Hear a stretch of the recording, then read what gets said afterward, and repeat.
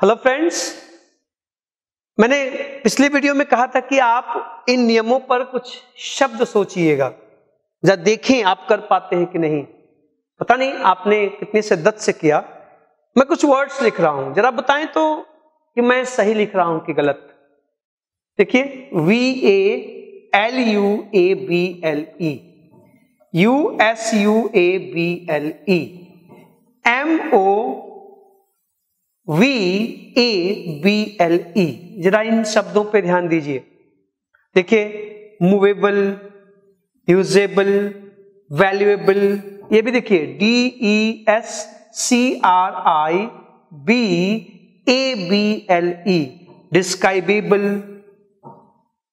क्या आपने इस तरह शब्दों को देखने और अभ्यास करने की कोशिश की? नहीं तो फिर अच्छी बात नहीं है, फिर ये सारी मेहनत बेकार जाएगी। आप ध्यान से देखें जरा, इन सभी शब्दों में एबल जुड़ा है, एबल जुड़ा है। आप इनके रूट वर्ड को छांटिए तो वैल्यू की स्पेलिंग क्या है? VALUE, यूज की स्पेलिंग USE, मूव की स्पेलिंग MOVE, डिस्क्राइब की spelling DESCRIBE. Look at that.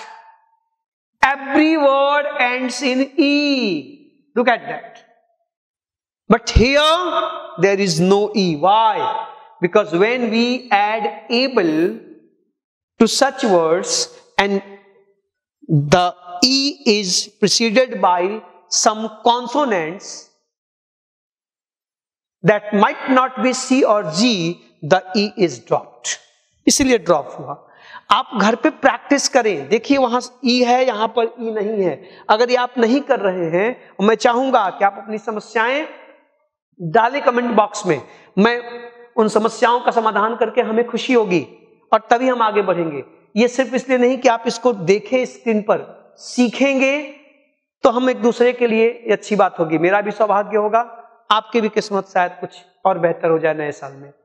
अब सवाल यह है कि आपके मन में ये प्रश्न उठ रहा होगा पिछले वीडियो को देखने के बाद कि साहब आपने जितने वर्ड्स में ई को ओमिट किया उन सब में आपने एबल जोड़ा। क्या केवल एबल ही जोड़ता है? और भी चीजें तो जुड़ सकती हैं। बिल्कुल बिल्कुल सही प्रश्न उठा है। अब सवाल है कि अगर हम एबल की जगह कुछ और सफिक्सेस जोड़े, जिन सफिक्सेस का पहला अक्षर वॉवेल हो, ए की जगह, जैसे OR, ER या AL या ING या IBLE, लॉट्स ऑफ, कुछ भी आप इसमें से ले लीजिए, ये सारी चीजें जुड़े। अब ये इस तरह से एटसेट्रा तमाम भी आप जोड़ना चाहें। एबल के अलावा अन्य सफिक्सेस जिनका पहला लेटर वॉवेल हो, अगर इनको हम जोड़ें किसी वर्ड के साथ, रूट वर्ड के साथ, जिस वर्ड का लास्ट लेटर ई हो, तो क्या होगा? होना क्या है? गायब होगा। ई गायब हो जाएगा without any doubt and without any concern that whether the E is preceded by C or G or etc. Any consonant. When you add OR, ER, AL, ING, able and some other like this, you must omit the final E without thinking whether the E is followed by C or G or not. Any consonant. Now any consonant, no problem, you have to omit the E. Look at that. First word, notice, NOTICE, notice. E is followed by C. Add ING. E would be omitted. Definitely. ये देखो, NOTICING, noticing. ये देखिए, MANAGEING, क्या हो जाएगा? MANAGING, managing. Look at that. MANAGE plus ED. When you make past, you add ED. It will become MANAGED. This E belongs to this suffix this E has been omitted. If you don't omit, it will become double. ध्यान से देखिए, double हो जाएगा, आपको ये E हटाना पड़ता है। अब देखिए जरा, अभी तक हम कह रहे थे कि E के बाद पहले C और G आएगा तो E नहीं हटेगा, अब हटने लगा। क्यों? क्योंकि यहां जुड़ने वाला सफिक्स एबल नहीं है। ये बात सिर्फ एबल पे लागू थी। अब आप कहीं भी देखो, अब कोई भी कॉन्सोनेंट आ जाए, अगर वो एबल नहीं है तो आप बिंदास हटाइए। देखो DESIRE प्लस OUS डिजायरस, ये देखिए ई गायब हो गया। देखो REFUS रिफ्यूज, जोड़ दो AL, क्या हो गया? रिफ्यूजल। REFUSAL। बात समझ आ रही है? अंतिम अक्षर ई हो, उसके पहले कॉन्सोनेंट हो। Now I am telling you consonant, I am not saying C or G or B or D or etc. Doesn't matter. Any consonant, when E is followed by any consonant and the suffix beginning with a vowel but not A, there should be A but not able. Able नहीं होना चाहिए। अगर वो able नहीं है, AL है, OUS है, ED है, ING है, ER है, OR है, कुछ भी, ये देखो SUPERVISE, सुपरवाइज, जोड़ दो OR, क्या बन गया? सुपरवाइजर। E गायब, E हटेगा तब ये जुड़ेंगे। अगर आप इनको थोड़ा सा ध्यान दें तो स्पेलिंग्स मुश्किल नहीं होंगी। अब सवाल ये है कि जब मैं ये बात कह रहा हूं तो आप में से कुछ दोस्तों के मन में ये प्रश्न उठ रहा होगा कि साहब अगर आपकी बातें सही हैं और ये स्पेलिंग रूल्स सही तरीके से लागू हो रहे हैं तो फिर कुछ शब्दों में ई को लेकर हम कंफ्यूज्ड क्यों होते हैं? जैसे ARGUE, आर्ग्यू। मैंने आपसे कहा कि ई के पहले कॉन्सोनेंट होगा तो ई गायब होगा, ठीक? यहां ई के पहले वॉवेल आया है यू, आप इसमें जोड़ते हैं ING तो ये साहब बन जाते हैं क्या? ARGUING, arguing. अब आप कंफ्यूज्ड कि अभी तक तो आप चिल्ला चिल्ला के कह रहे थे कि वॉवेल कॉन्सोनेंट आएगा तो गायब होगा, कॉन्सोनेंट आएगा तो गायब होगा। यहां ई के पहले साहब वॉवेल आ गया, फिर भी हम स्पेलिंग में देखते हैं कि ई गायब हो जाता है। क्यों? क्या ये नियम से परे है? बिल्कुल परे नहीं है। अब इस बात को समझने के लिए आपको थोड़ा सा पीछे जाना पड़ेगा। आपको स्कूल्स में बताया जाता है कि 26 लेटर्स में 5 वॉवेल्स हैं, 21 कॉन्सोनेंट्स हैं। फाइन, बिल्कुल सही है। बट जब आप इन चीजों को गहराई में जाके पढ़ते हैं तो पता चलता है कि उन 5 वॉवेल्स के अलावा कुछ और भी साउंड्स हैं जो वॉवेल की तरह यूज किए जाते हैं, जैसे वाई। अब वाई कभी य जैसा साउंड करता है, कभी ई जैसा साउंड करता है। अब जब कहते हैं क्राई, देखो आप वाई को आई पढ़ रहे हैं।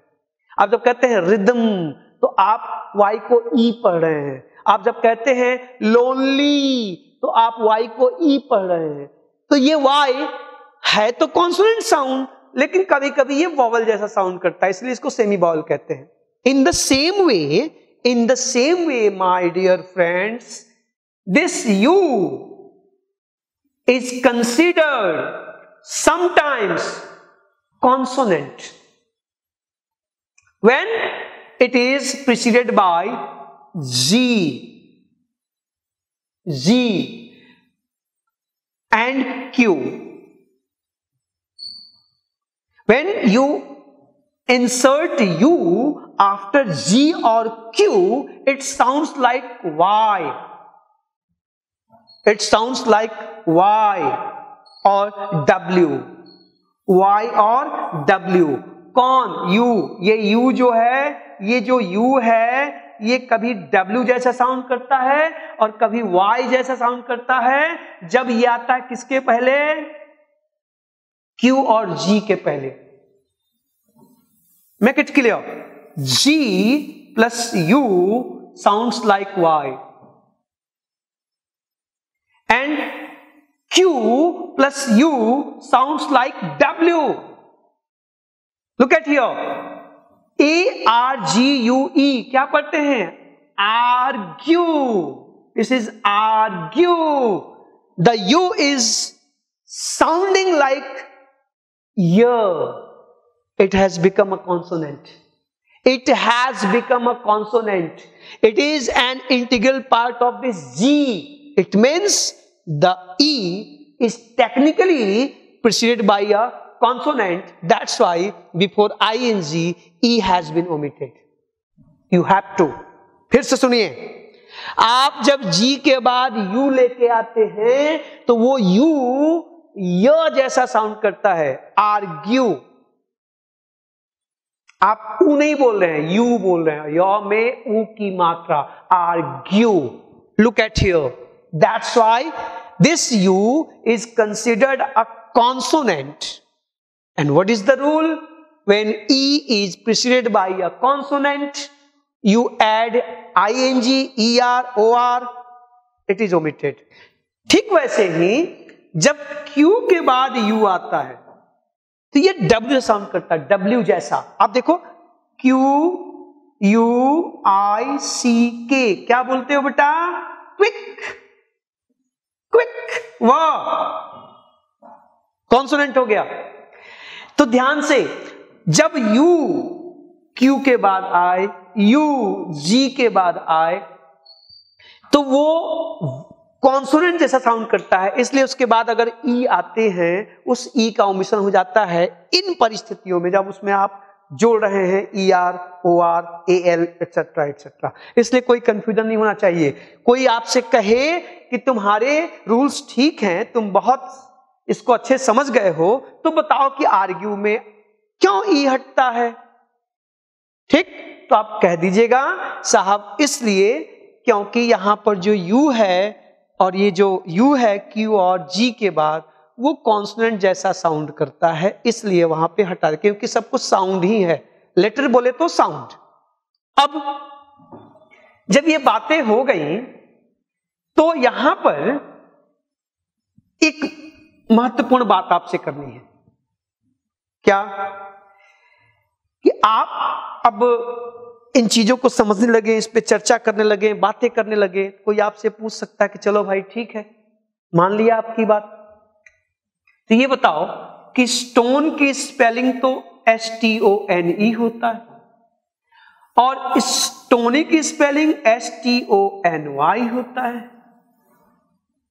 यहां पर तो Y जुड़ा और ये Y कॉन्सोनेंट है, तब ये E क्यों गायब हो गया?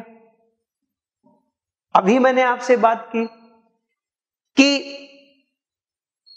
कुछ कॉन्सोनेंट साउंड्स वॉवेल साउंड जैसा साउंड करते हैं, कुछ वॉवेल्स कॉन्सोनेंट जैसा। ये जो Y है, मैंने जैसा अभी कहा आपसे कि कभी य है कभी ई है, तो सिंपल सी बात जान लो, when Y is added to a word as a suffix, not prefix, as a suffix, it is considered a vowel, always considered a vowel. I repeat, when Y is added to a particular word as a suffix, it is considered a vowel. हम जब Y को प्रत्यय के रूप में, suffix के रूप में किसी शब्द के साथ जोड़ते हैं तो उसे हम वॉवेल मानते हैं, क्योंकि अंत में जब भी Y आता है, अकेला लास्ट वर्ड जब Y होता है तो उसका साउंड I या E जैसे होता है। अब जब ये बात आ गई कि Y को हम सफिक्स के रूप में वॉवेल मानते हैं, और अभी नियम क्या था कि वॉवेल जब जुड़ेगा और E के पहले कॉन्सोनेंट होगा तो E की छुट्टी हो जाएगी। तो देख लो, स्टोन के लास्ट में E है, Y जुड़ा, it is here a vowel that's why E has been omitted. Very simple. Some other words you can take, some other words, sponge, SPONGE, Y add कर दो, क्या हो जाएगा जी? स्पॉन्जी। आप कहीं ले लो, जहां भी आप देखोगे लास्ट में ये ई होगा, यहां पे स्पॉन्ज, SPONGE, स्पॉन्ज, स्टोन। कोई और वर्ड आपके दिमाग में आ रहा तो आप सोचिए जिसके लास्ट में ई आया, जैसे स्टेज, STAGE, आप वाई ऐड कर दो साहब, क्या हो जाएगा? स्टेजी। ये देखिए वाई हट गया, वाई लगते ही ई हट गया। अच्छा, लेकिन ध्यान रखना स्टेजी की स्पेलिंग लोग ऐसे भी लिखते हैं, स्टेजी मतलब नाटकीय, बनावटी। जैसे स्टेज पे एक्टिंग होती है तो एक्टिंग अनरियल ही होती है ना, तो स्टेजी मीन्स अनरियल। आपको स्टेजी की स्पेलिंग ये भी मिल सकती है। ध्यान रखिएगा कि ये कॉमन है, जहां भी ऐसी बातें हो ये कॉमन है, ये रेयर है, सही दोनों है, प्रयोग इसका ज्यादा होता है। आप जो भी देखो, इससे बोन, BONE, बोन, वाई जोड़ दीजिए, क्या हो जाएगा? BONY, बोनी, ई गायब हो गया। कोई पूछे क्यों, तो आप कहना कि ई के पहले जब कॉन्सोनेंट होता है तो उसमें जब सफिक्स जोड़ते हैं और वो सफिक्स वॉवेल से स्टार्ट होता है तो ई हट जाता है। वाई को जब हम सफिक्स के रूप में जोड़ते हैं तो इसे हम वॉवेल ही मानते हैं, ये माना जाता है कि वॉवेल है, इसलिए वाई के जुड़ते ही बोन का ई, स्टेज का ई, स्टोन का ई गायब हो गया। आप भी गायब करेंगे बिना किसी संकोच के, स्पॉन्ज का ई गायब होगा। ये स्पेलिंग रूल्स वाई से जोड़ने वाले। लेकिन अभी भी आप परेशान होंगे कि सर जी आपने 4 वर्ड्स से बातें शुरू की थी, हम लोग देखे जा रहे हैं, लेकिन उन 4 वर्ड्स का समाधान अभी तक नहीं मिला है। तो साहब नियम होते हैं तो नियमों के अपवाद भी होते हैं। सवाल यह है कि हम लगातार ये बात करते जा रहे हैं कि वॉवेल होगा, वॉवेल होगा तो गायब हो जाएगा। इसका एक मतलब तो साफ निकल रहा होगा आपके सामने ना, इसका मतलब कि अगर जुड़ने वाला सफिक्स कॉन्सोनेंट होगा तो ई गायब नहीं होगा। जैसे MENT, मेंट, आप जब मेंट जोड़ेंगे किसी भी शब्द में, या LY, MENT, इस तरह के सफिक्स से जब आप जोड़ते हैं तो उसमें क्या होता है कि इन शब्दों का ई गायब नहीं होता है। तो देखिएगा जरा, अब कहां गायब नहीं होगा, बहुत आसान हो गया। एक चीज तय होगी इन बातों से कि जब जुड़ने वाले सफिक्स का पहला लेटर वॉवेल होगा तभी ये बातें होंगी, अगर वो कॉन्सोनेंट होगा तो ये बातें नहीं होंगी। तो अगर आपने सफिक्स के रूप में मेंट जोड़ा, LY जोड़ा, इस तरह की चीजें एटसेट्रा, जिसका पहला अक्षर क्या हो, कॉन्सोनेंट हो, तो डेफिनेटली ई नहीं हटेगा। अब देखना जरा, मैनेज की स्पेलिंग MANAGE, आप इसमें मेंट जोड़ दीजिए, क्या हो जाएगा? Management, MANAGE। गायब नहीं हुआ, मुबारक हो। देखिए जहां है वहीं खड़ा है। आप देख लो, जैसे अब आप कोई भी वर्ड लीजिए, जैसे लाइक, LIKE, लाइक में ई है, LY जोड़िए तो क्या हो जाएगा? लाइकली। देखिए ई गायब नहीं हुआ। जैसे ही आप ऐसे सफिक्स जोड़ेंगे जिनका पहला लेटर कॉन्सोनेंट है तो ई का ओमिशन नहीं होगा। तो वो जो 4 वर्ड्स मैंने आपको दिए थे उसमें से एक वर्ड का आंसर आपको मिल गया साहब, किसका? होपफुल का। ये देखिए होपफुल, होपफुल में ई गायब क्यों नहीं हुआ? क्योंकि आपका रूट वर्ड है होप और इसमें आपने जोड़ा क्या है? फुल। तो फुल का पहला लेटर क्या है? F। कॉन्सोनेंट है कि वॉवेल? डेफिनेटली कॉन्सोनेंट है। When consonant is added, E is not omitted. It doesn't matter whether it is preceded by a consonant or a vowel. ये बेसिक रूल्स हैं, लेकिन अभी भी वो 3 वर्ड्स बचे हुए हैं। जिनका जवाब आपको नहीं मिला है, जहां से हम लोगों ने अपनी बात शुरू की थी पहले वीडियो से, वो सभी वर्ड्स इस रूल के एक्सेप्शंस है। जाहिर सी बात है, अगली वीडियो में हम लोग एक्सेप्शंस की चर्चा करेंगे। नियम होते हैं तो उसके अपवाद भी होते हैं, और इंग्लिश भाषा तो अपवादों की रानी है। इंग्लिश लैंग्वेज में एक्सेप्शंस ही ज्यादा पाए जाते हैं, बल्कि एक्सेप्शंस ही इस भाषा को चलाते हैं। ये दुनिया में अगर इतनी लोकप्रिय है, कम्युनिकेशन की भाषा है, थोड़ी जटिल भी लगती है, तो ये सारी चीजों का कारण है कि इसमें रूल्स और एक्सेप्शंस लगभग बराबर हैं। तो नेक्स्ट मुलाकात में मैं इस ओमिशन ऑफ द फाइनल ई के रूल्स के एक्सेप्शन की चर्चा करूंगा।